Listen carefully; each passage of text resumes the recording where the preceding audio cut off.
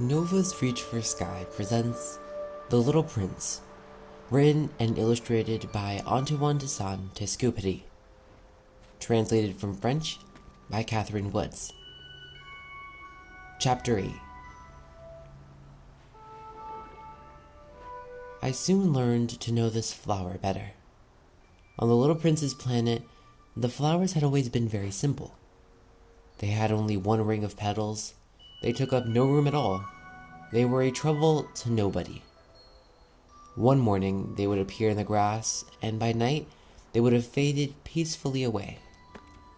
But one day, from a seed blown from no one knew where, a new flower had come up, and the little prince had watched very closely over this small sprout, which was not like any other small sprout on his planet. It might, you see, have been a new kind of baobab. The shrub soon stopped growing and began to get ready to produce a flower. The little prince, who was present at the first appearance of a huge bud, felt at once that some sort of miraculous apparition must emerge from it. But the flower was not satisfied to complete the preparations for her beauty in the shelter of her green chamber. She chose her colors with the greatest care. She dressed herself slowly. She adjusted her petals one by one. She did not wish to go out into the world all rumpled like the field poppies. It was only in the full radiance of her beauty that she wished to appear. Oh yes, she was a coquettish creature, and her mysterious adornments lasted for days and days. Then one morning, exactly at sunrise, she suddenly showed herself. And after working with all this painstaking precision, she yawned and said, "Ah, I am scarcely awake. I beg that you will excuse me. My petals are still all disarranged." But the little prince could not restrain his admiration. "Oh, how beautiful you are!"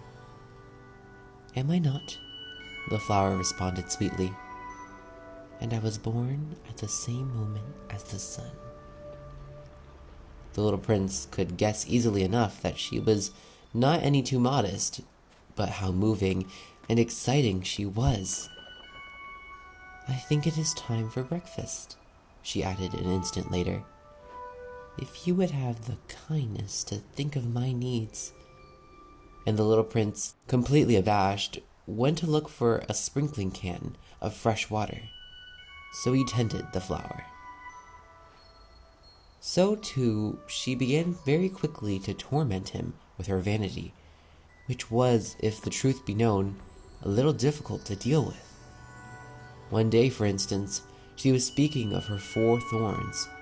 She said to the little prince, "Let the tigers come with their claws." "There are no tigers on my planet," the little prince objected. "And anyway, tigers do not eat weeds."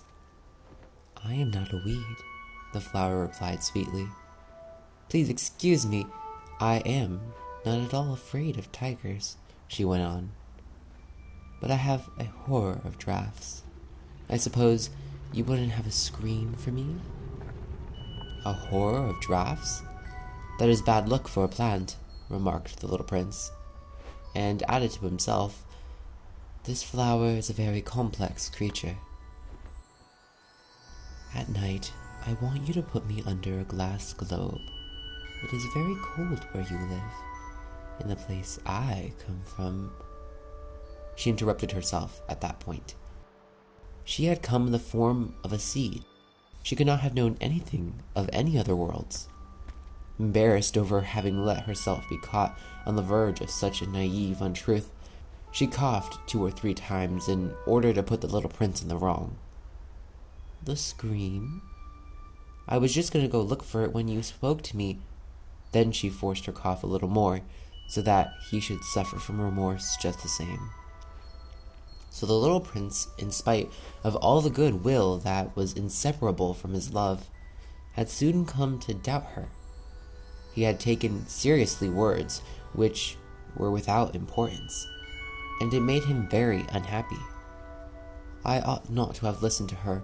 He confided to me one day. One never ought to listen to the flowers. One should simply look at them and breathe their fragrance. Mine perfumed all my planet, but I did not know how to take pleasure in all her grace. This tale of claws, which disturbed me so much, should only have filled my heart with tenderness and pity. And he continued his confidences. The fact is that I did not know how to understand anything. I ought to have judged by deeds and not by words. She cast her fragrance and her radiance over me. I ought never to have run away from her. I ought to have guessed all the affection that lay behind her poor little stratagems. Flowers are so inconsistent, but I was too young to know how to love her.